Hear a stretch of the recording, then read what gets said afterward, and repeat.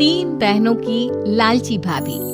करिश्मा, रेशमा और मनीषा तीन बहनें हैं। उनका एक भाई भी है, मयंक। मयंक अपनी बहनों को बहुत प्यार करता है, लेकिन मयंक की पत्नी सविता इस मामले में मयंक से बिल्कुल ही अलग है। वो अपनी ननदों का जितना बुरा कर सकती है उतना बुरा करती ही रहती है और अपनी ननदों पर हुक्म भी चलाती है।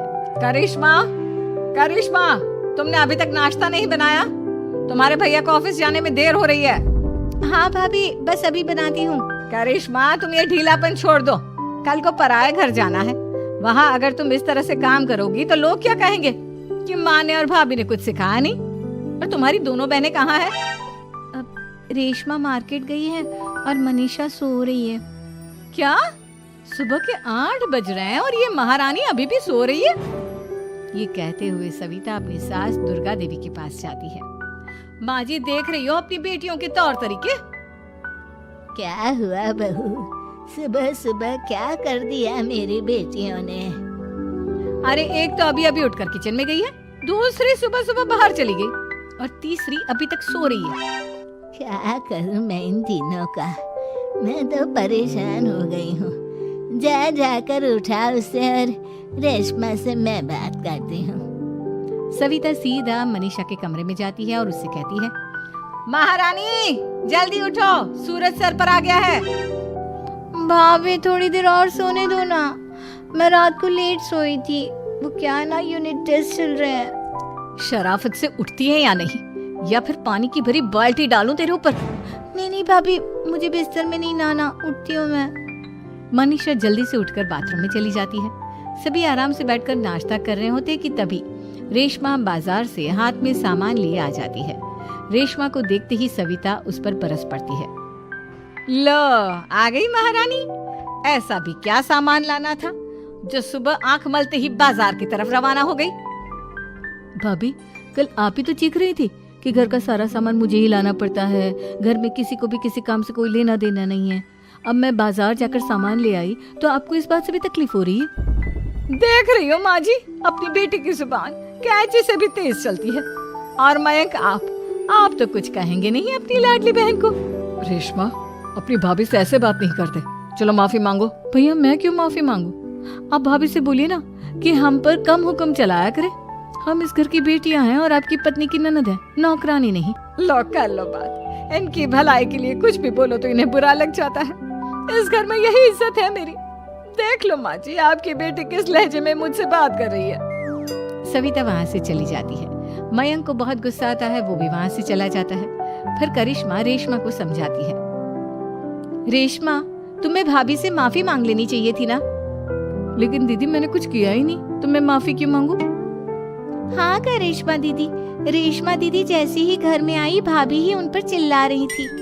हाँ, मैं मानती हूँ कि गलती भाभी की थी। मैं तो इसलिए बोल रही हूँ कि भाभी ने माँ को तो पूरी तरह अपने वश में कर लिया है। वो हमारी बात सुनती ही नहीं। मयंक भैया हमारे लिए हमेशा खड़े रहते हैं, इसलिए उनकी बात का मान तो तुम्हें रखना चाहिए था ना। कोई फायदा नहीं दीदी, कुछ दिनों की बात और है, भाभी उन्हें भी हमारे खिलाफ भड़का देंगी। फिर वो भी माँ की तरह हमारी किसी बात का विश्वास नहीं करेंगे। इसी तरह सविता अपनी तीनों ननदों को किसी न किसी बात पर परेशान करती रहती थी। एक दिन मयंक अपनी तीनों बहनों के लिए गिफ्ट लाया। करिश्मा, ये तुम्हारे लिए हार का सेट। रेशमा, तुम्हारे लिए सुंदर सी ड्रेस।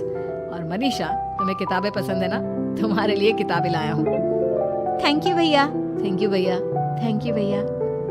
करिश्मा, तुम्हारा नेकलेस कितना सुंदर है। ये भैया कहाँ से ले आए होंगे?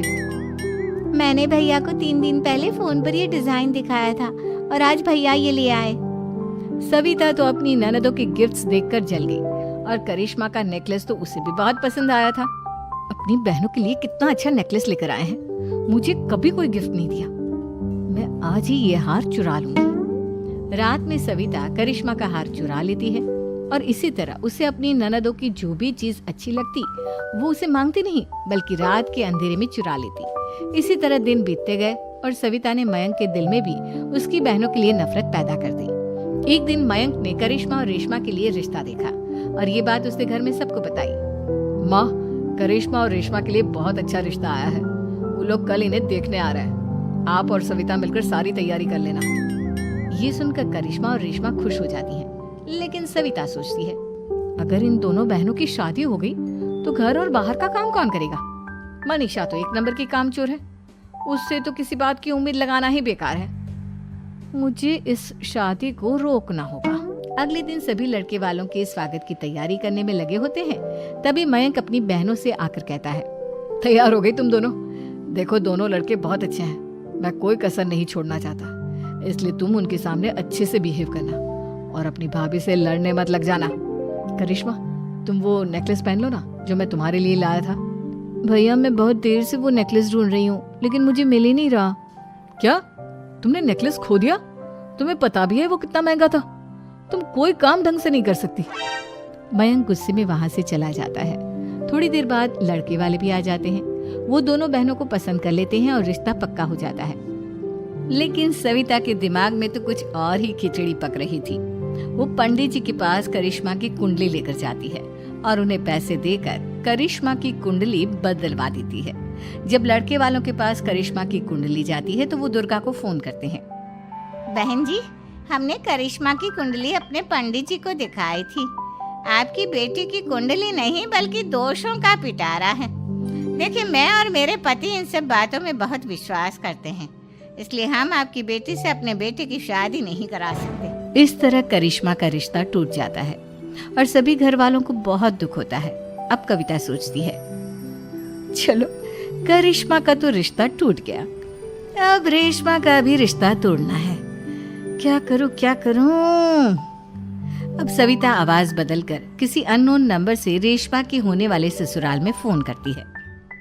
हेलो, मैं कौन हूँ कौन नहीं ये आपके लिए जानना जरूरी नहीं, बस इतना सुन लो कि रेशमा का 2 साल से किसी के साथ अफेयर चल रहा है। बस रेशमा का रिश्ता तोड़वाने के लिए सविता का इतना कहना काफी था। अब रेशमा का भी रिश्ता टूट गया।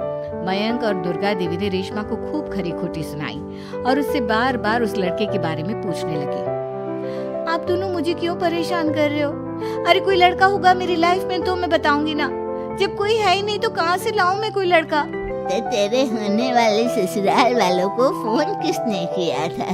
माँ मैं नहीं जानती किसने फोन किया था, मैं सच कह रही हूँ। मैं तो पहले ही कह रही थी इसकी लगाम खींच कर रखो, लेकिन मेरी सुनता ही कौन है। आप चुप रहिए भाभी, ये सब आपका ही किया धरा है। अब तीनों बहनों को विश्वास हो जाता है कि ये सब उनकी भाभी ही कर रही है। तीनों बहनें अपनी भाभी को सबक सिखाने के लिए एक वकील कर लेती है और घर में हिस्सा मांग। देखो भैया, माँ बाप की जायदाद में जितना बेटों का हक होता है उतना ही बेटियों का, इसलिए इस घर के 4 हिस्से होंगे और हमें अपना हिस्सा चाहिए। मैंने तुम्हारे लिए क्या क्या नहीं किया और तुम इस घर में हिस्सा मांग रही हो? भैया, आप और माँ हम बहनों की कोई बात नहीं सुनते हो और भाभी हमारी शादी नहीं होने देगी क्योंकि उन्हें लगता है कि आप हमारी शादी में ज्यादा पैसा लगाओगे और उन्हें हम जैसी फ्री की नौकरानी कहाँ मिलेगी। तो हम भाभी के साथ तो रह नहीं सकते, हम बहनों को अपना हिस्सा चाहिए। अरे तुम्हें शर्म आनी चाहिए अपनी भाभी पर ऐसा इल्जाम लगाते हुए। वो तुम्हारे बारे में कितना सोचती है। हाँ माँ, भाभी हमारे बारे में बहुत सोचती है, दिन रात बस यही सोचती रहती है कि किस तरह से अपनी तीनों ननदों को परेशान करूं और कभी मुझे पढ़ने भी नहीं देती। दोनों बहनों का रिश्ता भी तो इन्होंने ही तोड़वाया है और रात में हमारे कमरे में आकर हमारी चीजें भी चुराती हैं। इसी तरह सविता की तीनों ननदें अपनी बात पर अड़ी रही। अब कोर्ट में तारीख भी शुरू हो गई। जब सविता को लगा कि उसकी तीनों ननद इतनी आसानी से नहीं मानने वाली, तो उसने अपने पति और सास को सारी सच्चाई बता दी और अपनी तीनों ननद से माफी मांगी। मयंक और दुर्गा को भी अपनी गलती का एहसास हो गया। अब सविता खुद करिश्मा और रेशमा के लिए अच्छा रिश्ता ढूंढती है और उनकी शादी करवाती है।